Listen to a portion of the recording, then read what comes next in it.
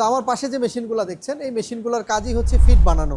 আপনারা সবসময় দেখেছেন ইন্ডাস্ট্রিয়াল টাইপের একটা করে ফিডের মেশিনের অনেক দাম, যেটা একটা মানুষের পক্ষে কেনা সম্ভব না। কিন্তু আমার ধরেন গরু আছে 5 থেকে 7টা, সেটার জন্য আপনি যে ফিডটা বারবার কিনছেন সেই ফিডে আসলে কি আছে আপনি কিন্তু জানেন না।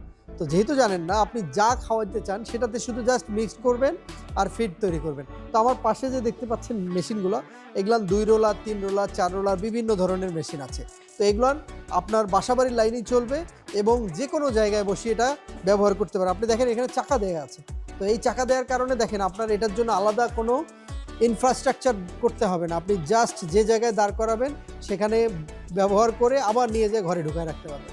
অনেকেই বলতেন আমাদেরকে যে এই যে মেশিনগুলা, মোটরগুলো অনেক সময় কারেন্টের কম বেশির কারণে নষ্ট হয়। তো সেটার কারণে আমরা অতিরিক্তভাবে দেখেন একটা করে সার্কিট ব্রেকার দিয়েছি, যেটার কারণে কোনো কারণে বিদ্যুৎ যদি ফল্ট করে এই সার্কিট ব্রেকারটা পড়ে যাবে।